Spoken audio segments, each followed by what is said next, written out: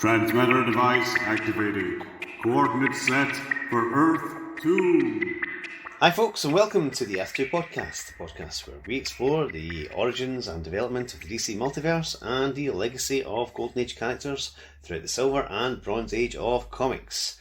I'm Peter. And I'm David. Welcome back. Thank you for joining us. Today we are looking at a story from issue 136 of World's Finest Comics.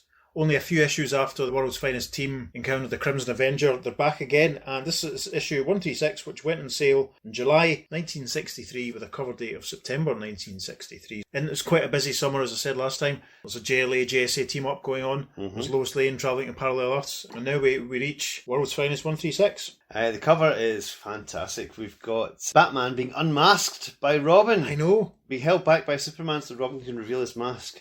As Commissioner Gordon looks on in shock and Lois Lane's taking a photograph. Yep. And Superman's saying...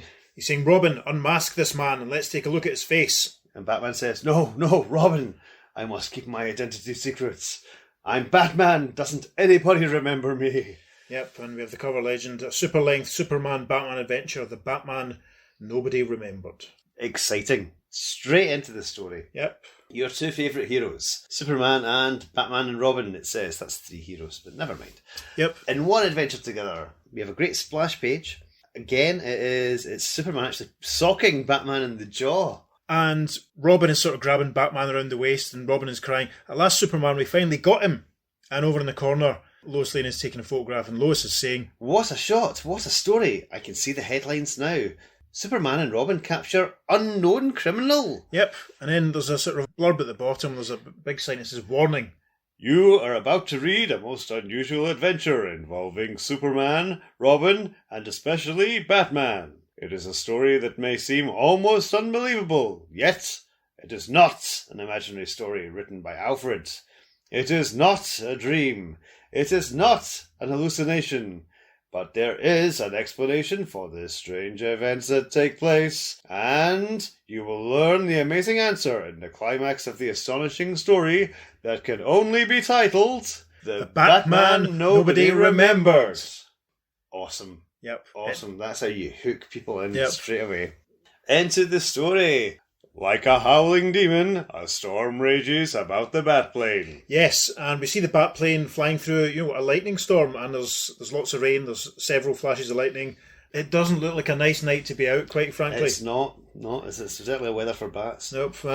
Cut to a close-up of Batman in the Batplane. The caption says, Homeward bound from a mission, for once Batman is glad Robin is not with him. And he's thinking, thank heaven, I'll be home soon. Once I get through the Twin Peaks ahead. Yeah. Do you think he's watching a box set? He must be. He's doing a watch. He's got the plane on autopilot and he's doing a watch along.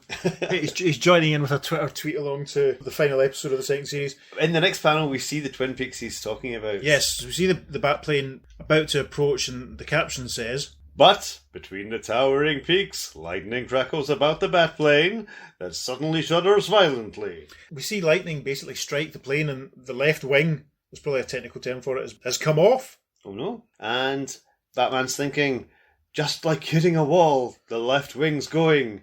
My only hope now is a pancake landing. Now, do you know about pancake landings? No, I don't. What's a pancake landing? I looked this up. Basically, it's when a plane basically cuts all power and it plummets to the ground without the undercarriage going out. It's a form of emergency landing without it deploying the undercarriage to the wheels and stuff. Interesting. I think it's a colloquial term for it. Right. But yeah, it is actually a thing. It's not just Interesting. something they made up for this. Only Batman's skill, his iron nerve, brings the Batplane down for a successful landing. Yep, and we see that the plane is now on the ground. It's ploughed a couple of furrows where it's tuggled on the ground, and Batman is climbing out of the plane. He's thinking, never thought I'd walk away from this one. Well, now I'll have to keep on walking if I want to get home. He's almost quoting Gary Barlow there. Keep on walking down this open road. So anyway, Shortly, the thunderstorm abates, and the emerging moon illuminates a familiar face. yeah, and we see Batman. He's looking down from a bridge, and it's a nice panel. It's a deep blue sky and a full moon. And hang on, driving towards him. That looks like the Joker. Batman's thinking, it's that grim jester, the Joker, brazenly riding out in the open. Mm-hmm. As the car speeds under the bridge, Batman makes his move. Yeah, and Batman has waited till the Joker has driven under the bridge, And he's jumped off the other side, so he's jumping off. Yes. And he's thinking, after today, the Joker's face will no longer be on police posters because he'll be in jail.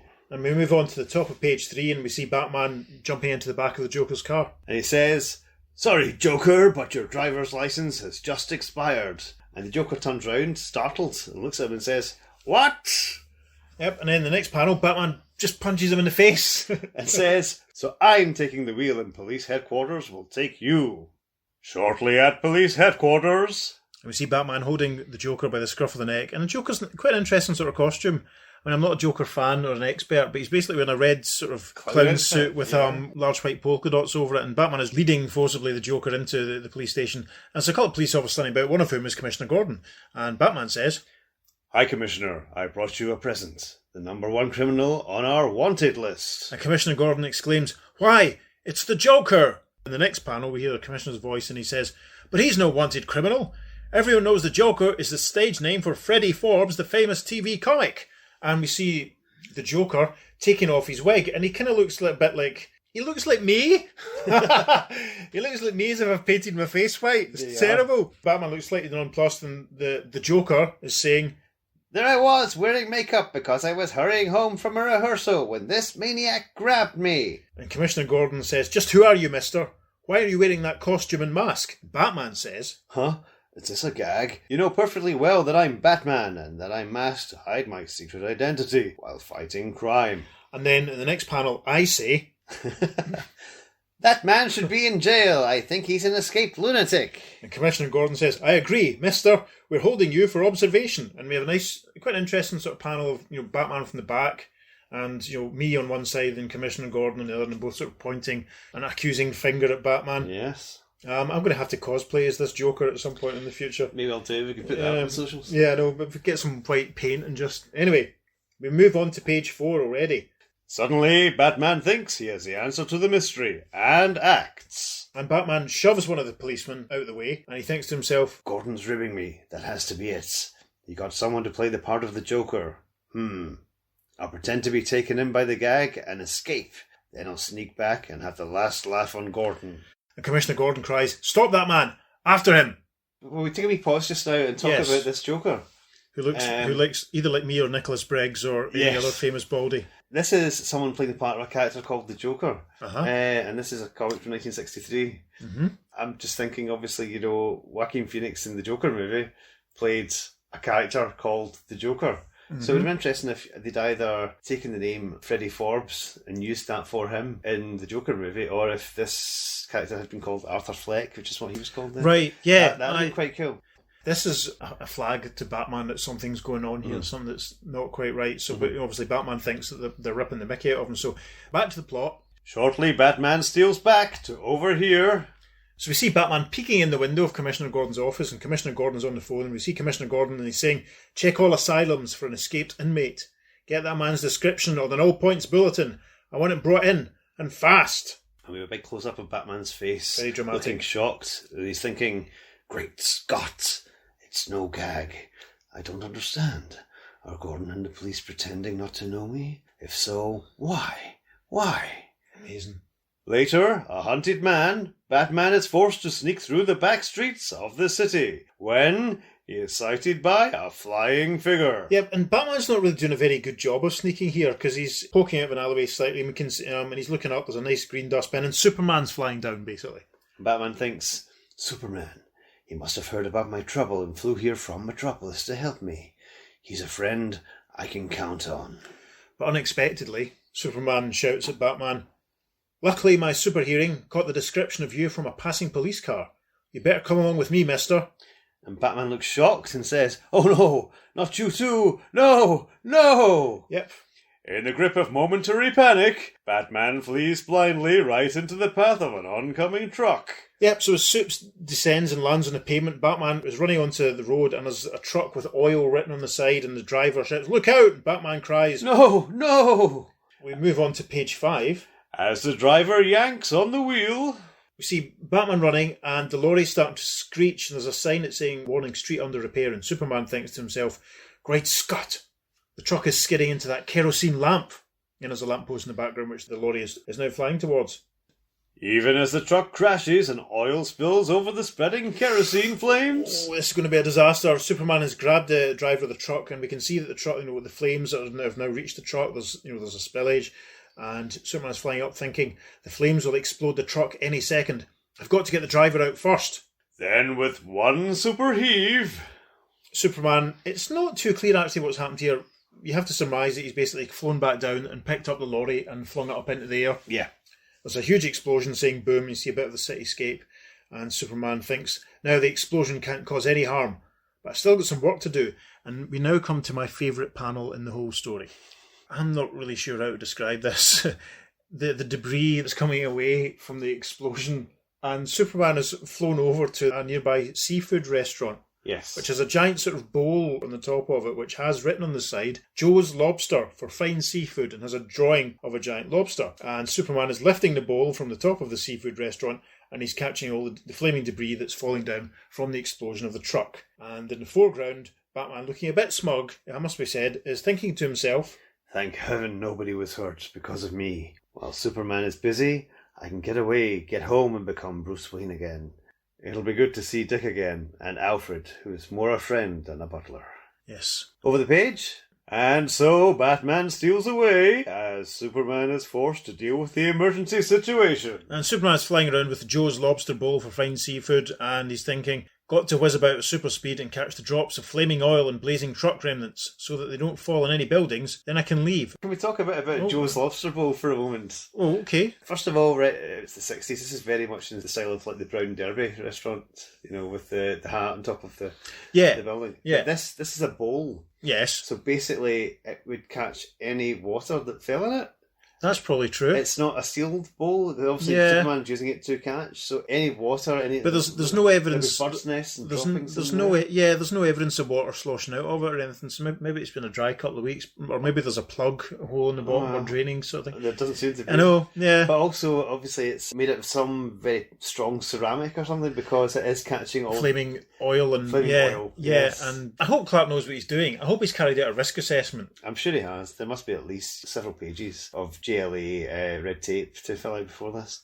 I think so. But yes, I just thought it was worth mentioning in passing, and I hope he fixes this before he puts it back on top of Joe's restaurant. I mean, that's the thing. It's another thing I remember from old cartoons. If there'd been an explosion, sort of fireworks, sort of something blown up, and it would dissolve into a caption that said "Eat at Joe's." Yeah, as a paid advertisement. So that's maybe that's what they're riffing on as well. It's possible.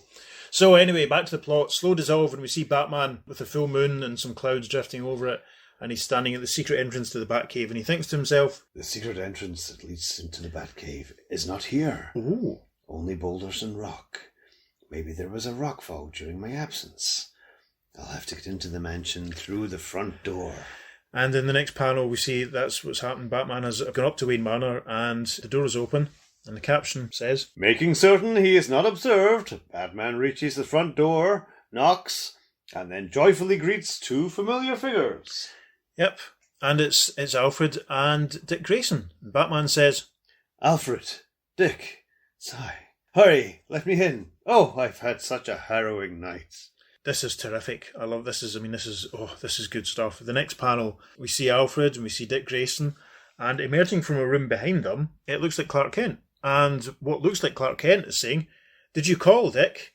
And Batman says, Clark Kent, what are you doing here? And he's visibly shaking. You can see the motion lines coming off him. This continues into the next panel, and we see Batman with the moon behind him, and Clark Kent says, Clark Kent in inverted commas, because, why shouldn't I be here? This is my home. My name is not Clark Kent. It's Wayne. Bruce Wayne. Like Bond, James Bond. This is essentially Speeding Bullets 30 years early. Or Speeding Bullet, singular, 30 years early. Do you know what I mean? The Elseworlds story. I can't remember who wrote it, but Eddie Barretto wrote it. I can't remember what it's called. And there was also, kind of getting ahead of it slightly, but there was one of the kind of rotating backup strips in the Superman comic in the early 80s was, of course, Superman, Bruce Superman Wayne. Mm-hmm. Which was the conceit that Clark landed in Gotham as opposed to Kansas. Yes. So anyway, back to the plot. So Alfred is trying to lead Batman away, and Batman says, No, I'm Bruce Wayne. You're Clark Kent, and Superman too. Has everybody gone crazy? And the other Bruce Wayne, who looks like Clark Kent, says, Dick, this poor man is obviously suffering from some delusion. Alfred, hold him while we phone the police. In the next panel, Batman's not having it. He punches Alfred out and he thinks to himself, that phone call was an excuse so they could don their Superman and Robin identities. Then they'll sneak around the house, pretend they were passing by, and grab me. Sorry, Alfred, but I must do this. So the next panel. Pretending to make good his escape, Batman soon steals back silently to eavesdrop. Yep, Batman has basically done what he did at Commissioner Gordon's window, so we see him outside Wayne Manor, peering in, and Dick Grayson is mopping Alfred's brow, and Alfred is saying, I'm sorry I let him get away, Bruce. And Bruce stroke Clark Kent looking guy says, it's just as well, Alfred. It might have looked too suspicious if Superman and Robin captured him here on the Wayne estate. And in the next panel we see Batman standing outside Wayne Manor and he's still eavesdropping, and he overhears the conversation from inside. And presumably this is Dick saying, if it hadn't been for that oil truck, you would have had him in jail by now. What worries me is that he somehow learned your secret identity. And then, for the sake of ease, we'll just keep calling him Superman to avoid any debate over Bruce Wayne or Clark Kent. And Superman says, yes, he may expose it when I finally bring him in, but as crime fighters, we'll have to take that risk. And then outside, at the bottom of the page, we've got a lovely 3 panels together, and it kind of zooms into Batman's very distraught, shocked face. And he's thinking, am I having a nightmare? An hallucination? No. Somehow I know this is no hallucination. I know this is actually happening to me, that it's real. If this is real, has my life as Batman, Bruce Wayne, been something I imagined? Am I now sane for the first time? If so, then who am I? this is really good, isn't it? It's fantastic, but he's been put through the ringer here. Yeah, so the next panel, we move on to the top of page 8, and we see Batman running off into the night with the moon behind him. Tortured by self-doubt, Batman searches his memory, then remembers... He's thinking, Batwoman, Kathy Kane, her house is nearby, maybe she can help me. And we cut to outside the house. Mm-hmm. The caption says... But as he nears the house, his heart sinks again. Yeah, and there's basically an elderly couple approaching this house where Batman was expecting to find Kathy, and the old woman is saying, Henry, the minute we get into the house, I want you to put a new light bulb in the kitchen. Batman thinks... Maybe Kathy moved. Maybe. Oh, I don't know what to think anymore. Oh, no. Later, as Batman wanders aimlessly through the city... Yep, and you see Batman and he's looking up at a building and he sees the sign outside and he thinks to himself... View magazine. The picture magazine that Vicky Vale works for. She usually works late, developing prints. Vicky loves me. She'll help me. He's a player, isn't he? Yes, a bit. Mm. I'm not into it. Right, so, in the next panel... He's inside the building. He's gone inside the building, yep, and it's Lois Lane. And Batman exclaims, Lois Lane, what are you doing here? And Lois says, I work here, mister, and just to set the record straight, my name is Vicky Vale. But that's not possible. You're Lois Lane, reporter on the Daily Planet in Metropolis. This is crazy. And Vicky Vale, for it apparently is her and not Lois Lane after all, she says, crazy, say, you must be that loony character the police are looking for. And in the foreground of the panel, she's activating her Jimmy Olsen-style signal watch because we see it going Z. My goodness. My first experience of such a device was the issue of The Defenders when Hank McCoy gave a watch to Vera and says, I can hear it with my beast hearing whenever you need me. And he goes off to do whatever and she presses the watch straight away. And of course, rather poignantly, Hank doesn't come back. So that was my experience of such a thing. Excellent. Hank McCoy being the beast. That was before I even was aware of the Jimmy Olsen signal watch. So in the next panel... His last hope gone, Batman slumps despondently into a chair and... Minutes later... Yep, Superman and Robin fly in the open window. It must be said that Batman in this panel looks very much like the famous Detective Comics 27 Case of the Chemical Syndicate Batman sort of pose. It's interesting. Robin and Superman fly in and Superman says, What's wrong, Vicky? I heard your signal. And then Vicky Vale says... Look who visited me. I switched on a signal watch you gave me as soon as I realised who he was. As the desperate Batman turns to flee... Ironically, he is tackled by the boy he always thought of as his crime-fighting partner. And Robin's gone for him, basically. Are we in the splash panel now at this point? I think we are. Just about, yes. Yeah, so Batman says, Let me go! And Robin says, Phew, you're a tough man to hold down. Oh my goodness, Wortham was right. And in the next panel, yep, Superman punches Batman on the jaw and he says, I hate to do this, but I must take you in. Later... When Batman regains consciousness at police headquarters... And now we're on the cover. And Superman is holding Batman and he says, Now, Robin, unmask this man and let's have a look at his face. No, don't. I must keep my identity secret. I'm Batman. Doesn't anybody here remember me? But Robin moves in relentlessly, and suddenly Batman's secret face is exposed at last. Yep, the mask is off, and Commissioner Gordon looks a bit startled, and Vicky looks a bit nonplussed, and Robin looks a bit nonplussed, and Batman, with his back to us, says, "What?" And in the next panel, two voices from off panel. One says, "I've never seen him before," and the other says, "Who is he?" And Batman says, "Oh, please, please. Doesn't anybody know me?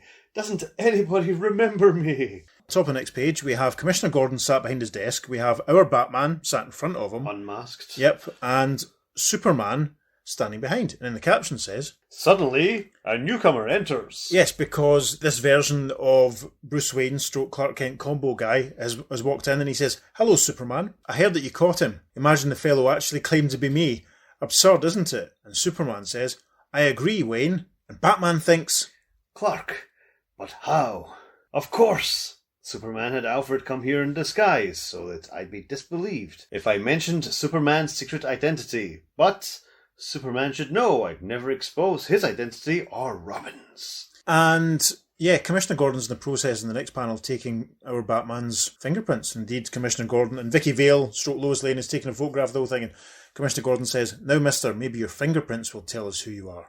Sometime later, the report on Batman's fingerprints finally comes in. Yep, and it's an external shot of the police headquarters, and there's a bird flying by, which is quite a nice detail. And a voice coming from inside the building says, "The FBI has no record of his prints in the crime, civilian, or armed services file. The fellow is a complete cipher." And Batman thinks, "I have no name, no identification. It's as if I never existed until today." And then a police officer bursts into the room and exclaims, "A tipster just phoned in and said the Red Raven gang will pull a job at the Gotham Pipeworks." and Superman says, "Robin and I will take care of them." Later, as Batman is locked in a cell like a criminal. Yep, and that's what we see, and he looks very despondent, hands on his hips, and he thinks to himself, "They didn't remove my utility belts. They didn't know or forgot about the pouches. I could mix two chemicals together, make an explosive that would blow open the prison wall. I could escape, but I'd still be thought a criminal. I'll act on that old expression, if you can't lick 'em, join 'em. I'll help Superman and Robin capture the Red Raven gang. Convincing them that I'm a crime fighter too will be a start in solving my predicaments." fantastic. This story, I think, would be better with chapter headings. Yeah, do you know what I mean? Absolutely, yes, I know what you mean. This, we're now obviously moving into chapter 3, but essentially. Now, before we go any further, Red Raven, that's a name to conjure with. Yes. There's a history with that name. It's a Marvel character, isn't it? Absolutely, yes, Am I right in thinking it was a one and done in the Golden Age and then he was brought back as an X-Men villain, something like that? I believe it was Roy Thomas that brought him back. Right. Because he ended up in the Liberty Legion. He did. I think fought the Submariner at some point, but I believe there might have been some other variations on it, but he's not a major Marvel character. But It's interesting that, given that we also focus on the legacy aspect, I wonder if maybe this story in World's Finest is what prompted Roy to bring him back. Could be. Put him back into the forefront of his mind. I wonder. We move on to the top of page 11. Later, at the Pipeworks. And there's a big sign on the side of this building that says Gotham Pipeworks, and there's a car and there's some pipes lying around, and the car, obviously the getaway car that's parked, and there's four guys in suits, and one guy who must be the Red Raven, and they were leaving by the door, and the Red Raven, his outfit is like a red shirt, a red hat, he's got blue leggings and red boots, and there's a sort of fin on his helmet, on his mask, I should say. It's quite similar to the mask the Crimson Avenger had a few issues ago. It actually looks a bit like a ridiculous Marvel character called Gamecock, I believe. Oh, really? Who's like a Captain America villain for right. in an annual or something. I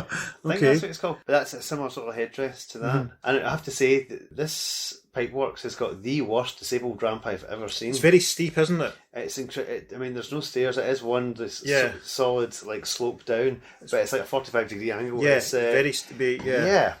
So yes, health and safety is obviously a priority at the Gotham Pipeworks. So yes, they're escaping there, and Red Raven says, "Now that the workmen are locked inside, nobody can stop us from getting away." Huh? Superman and Robin? Yes, and Superman and Robin have flown in, and Superman says, "Grab the Red Raven, Robin. I'll handle his gang." That was some nice alliteration there. Thanks for that. Yes. Oh, this next panel is phenomenal.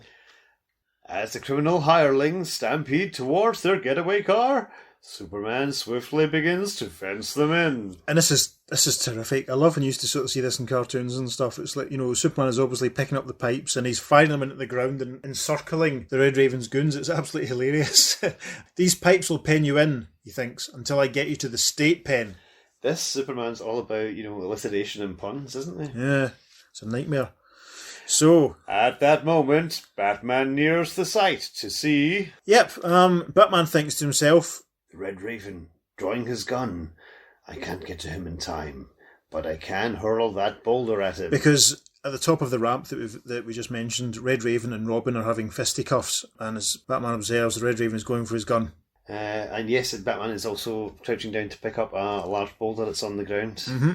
But Superman has also spotted Robin's plight and unwittingly becomes the target for the thrown boulder. We see Superman basically taking the boulder square in the chest, and he says, that rock thrown by Batman must contain thulium, the one substance to which I'm vulnerable. And Batman exclaims, Great Scott! Superman is no longer vulnerable to kryptonite. I don't know how, but now it's thulium that weakens him. And the next caption, instantly, the Red Raven overcomes Robin and starts to join his hirelings, rushing out of the partially completed pen. Yeah, because Superman is now laid out flat at the top of the ramp at this point. The Red Raven has Robin over his shoulder. He's walking down the ramp and he says, we'll take Robin as a hostage. And off camera, we hear one of the goons and he says, right, boss, let's hustle into our car and get out of here fast. As Robin is hustled into the getaway car, Batman rushes forward. Yep, sure enough, we get a really good shot of Red Raven here. He's wearing sort of Captain Triumph-style jodhpurs. Yes. Except they're blue. We see Robin's legs in the back of the car and one of the goons looking out, and Red Raven says, what? Who's this guy? Unexpectedly, the Red Raven's foot lashes out, and... Yep, as Batman's rushed up, basically Red Raven's kicked him in the chest. Batman starts falling back, and Red Raven says, got rid of him. Now get this car going. By the time Batman recovers, the bandit car is gone. Yeah, it's an interesting perspective shot here. We see Batman looking up the ramp to where Superman is, and Superman's in the foreground using his heat vision to burn into the ramp, the part of the ramp that the thulium rock is sort of sat on, and Batman thinks to himself, I've only made things worse. Superman must think I'm with the gang because I threw that boulder. Well, I see that Superman is using what strength he has left to burn through the wood with his heat vision so the boulder can drop to the ground. The only way I can vindicate myself now is to locate and rescue Robin. Mud. Left by the Red Raven's boot. It might give me a lead. Shortly, under the collapsible microscope from his utility belt, Batman sees that the mud contains grains of sand. And we get a close-up of a microscope slide, and it's sort of, it's just some blodges. It just basically looks like a blown-up version of the mud from the previous panel. And Batman thinks, ordinary sand is sharp, angular, but this sand is smooth, round, indicating it came from quicksand. Fantastic. This means that the Red Raven's gang hideout must be in an area near bogs of quicksand. Fantastic. Have we had quicksand? Yeah. Not in these stories, no. This is great. There's something vaguely similar in Flash 137, I suppose, with Jay getting drawn into the ground and all that. Yeah. Jake, show me a Fanta. I get you quicksand. Keep a list at home, folks. Just pay attention in case there's any more quicksand. So, slow dissolve. Sometime later, at dusk. And we see Batman is crouching outside and he thinks to himself, this is the only area near Gotham City that has any sand bogs. They've got to be in that abandoned old factory. Now, to notify Superman. But how? Over the page. Shortly, Superman flashes towards a summons from the sky. Batman has got a kite from somewhere, and he's flying the kite, and he's got Superman describes, why, it's a kite with flaming twigs tied to it to form an S. Batman, you summoned me, but I thought... Please, Superman, I'll explain later. First, we've got to crack the Red Raven's hideout and free Robin. I must say, with a closer look on the kite, it looks like it's made out of newspaper. It looks like newsprint. Yeah. So he's obviously fashioned it together. And I love the rusty can on the ground in the foreground of this panel. Minutes later, inside the plant with its discarded display models. We see Red Raven and his goons and Robin tied up, and there's a giant 8-ball, and there's a giant roller skate, and what looks like a giant tape recorder. Yeah, so obviously this must be a place that manufactured giant versions of things to go in exhibitions. Yes. Where superheroes can have adventures and throw them about and be photographed next to them, or Absolutely. or laterly used on episodes of Land of the Giants or something or other. Basically, Superman has burst through the wall, and Batman is coming behind him, and Red Raven exclaims, What? Superman and that costumed character I kicked away from the car? "Oh, it's not a giant tape recorder, it's a giant electric razor," because the caption says, Oh, yes. Snatching up the huge model of an electric razor, Superman whips it forward at the end of its long cord and... Yeah, he basically lassos the Red Raven's goons, and Superman says, "Sorry, but you're in for a close shave." And Red Raven is raging in the next panel. He says, Hold it, Superman, or I'll toss this hand grenade right at Robin. and we can see Batman in the background approaching the giant roller skate that we mentioned. And then in the final panel of page 13, Batman launches himself onto the roller skate and rolls it towards Red Raven. As if a shot from a cannon, Batman suddenly launches forward and... Yeah, and he fires into Red Raven, and the hand grenade goes flying from Red Raven's hands. Oh, no. And And the next, Batman says, Okay, Superman, now! and the next panel, top of page 14, Superman catches the grenade and it explodes in his hands. Amazing. And Yes. Superman says, "I've smothered the explosion in my hands." "You did okay, Batman." And Robin says, "You can say that again." And it's great because you can see that Red Raven is now under the wheels of the roller skate.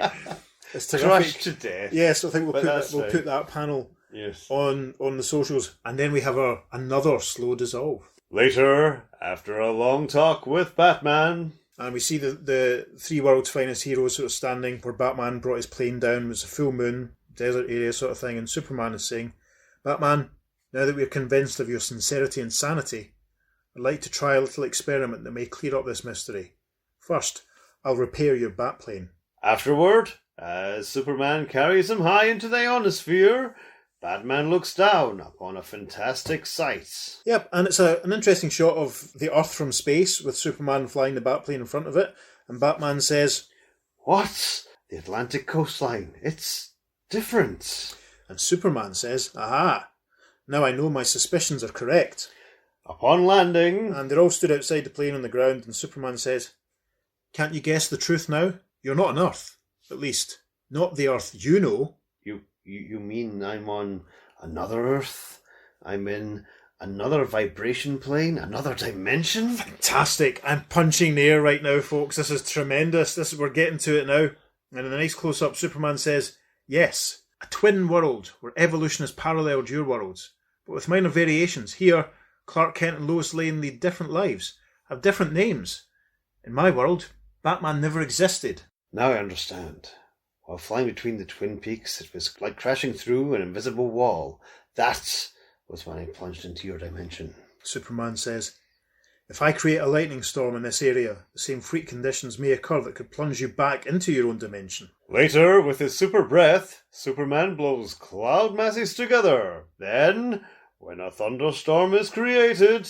And Batman's in the plane, and we see clouds with lightning sort of flashing down from them in the background, and Superman and Robin in the middle of it all, and Superman says, "Now, Batman, fly between the peaks again. Good luck." And Robin says, "I give my regards to the Robin in your world." Shortly between the storm-lashed peaks, the Batplane shudders violently, and Batman wings down to his waiting destiny. And we see the plane being sailed by lightning and flying through the storm, and Batman thinks, What if I didn't go through? What if I'm still in the parallel world? Got to walk into police headquarters again. Then I'll know. Soon, hoping, praying, Batman walks hesitantly into police headquarters, and there... by a sheer amazing stroke of luck, it's in Batman's entire supporting cast. From left to right, we have Vicky Vale, Commissioner Gordon, Robin, and Batwoman. And Vicky Vale says, Batman, oh, we were all so worried. and Robin says, "We were afraid you were lost in a storm. Boy, are we glad we got to see you back safely." And Batman thinks, Vicky, Batwoman, Robin, Gordon. Now I know I'm home again. The end. Magnificent. yes, it's good. There's definitely a sense of a formula appearing, isn't it? It's Yeah. kind of, you know, I always bang on about how I hate like broken machine stories. which is that Star Trek and Moffat era Doctor Who of weird things happen and it turns out there's a computer malfunction which has caused it all. It's getting a little bit like that when, superhero or character like Lois did in the story we did last time, experiences there's a bit of dislocation involving lightning and then weird stuff goes on and then they have to figure it out. Goes right back to that Wonder Woman issue. It does. The very start of it all. But there's definitely a formula. God, it's almost Edgar Rice Burroughs-esque with dislocation, weird stuff, finding out what's going on, getting home again. Yeah, it's still great fun. I've major questions about this other world though. Right. What is the situation with Superman and Robin? Yeah. Because obviously, the whole point of Robin was Bruce Wayne sees a tragedy happen to someone young like it happened to him and takes him under his wing. Yeah. But Bruce Clark Kent, Superman Wayne, go to the circus that time. Yeah, I mean, the same thing happened. Robin's origin circumstances are so unique and so involved in Batman, like the circus being in Gotham. So you'd imagine that presumably if Clark / Superman, or this Bruce Wayne version of Superman at this point, why isn't he like a Superboy? In a Jonathan Kent or Connor style, sort of slightly different sort of costume. But also, he's not powered. He's just like Robin. So really, it's major endangerment considering the number of superpowered baddies that Superman can take on, and he's bringing this like young kid in who's an acrobat. It's slightly different when it's Batman who's like the best of the best, who's trained him to be the best of the best. Whereas Superman doesn't have all the training, is it? Of course, he relies absolutely. on powers. Yeah, we are totally nitpicking the heck out of no, this. It's worth sort of extrapolating because the interesting thing there was the thulium as opposed to kryptonite. Yes, that's quite interesting. It's shocking to see Batman unmasked and fingerprinted and just reacting, going, "What is going on?" I enjoyed the aspect of Batman as a fugitive and Batman not knowing what was happening and feeling quite scared and worried about what was going on and his genuine concern about whether or not he's going to make it home. Nowadays we're so used to ice cold, more confident than God Batman. Yes, as opposed to this version who's a little bit wary. But as I say, I'm starting to detect a bit of a formula to the non-Earth 1, Earth 2 JSA sort of stories. It's interesting. We'll see how many more of them come along and how we feel about them and if the stories kind of justify it and if the stories are worth it. But I think in that case it was quite interesting because it's kind of Batman out of his depth and a bit different from the usual. Absolutely. We should probably say a little bit as well about, given that we did a Lois Lane story last week, it's interesting that Lois is involved in this one, even though it's not actually Lois. Yeah. I mean, he looks like Lois, but it's Vicky Vale. I mean, it's interesting that these specific Superman Metropolis style parallels are there and the slight crossover between what Lois and Vicky do as a job. And So do we think Metropolis and Gotham are merged in this earth? Well, maybe, they pointed out the coastline, the skyline and all that. Yeah, different. so It's a thinker. It's definitely a few questions that we'll never know the answer to. We shall ponder. We shall. Sadly, there's no reader reaction for this one. No letters pages. Yeah, so we can't really give you any details what people thought at the time, but that's what we thought. We would love to hear what you thought. Yes, and how can you do that? Well, you can email us at theearth2podcast@gmail.com. Make sure you follow us on Facebook and Instagram at the Earth2 Podcast. And we're also on Twitter at podcast_Earth2. We're going to post up, as we said there, lots of pictures from the story. Please let us know what you think. We'd love to hear from you. Absolutely. If you listen to us on the Apple services, maybe give us a review and a rate. That would be handy. That would be nice. That helps us. Indeed, yes. So, once again, thanks for listening. And hopefully you'll join us next time on the Earth2 Podcast. Transmatter cube activated. Return coordinates. It'll be good to see Dick again. Prime. Please. Sorry. Okay.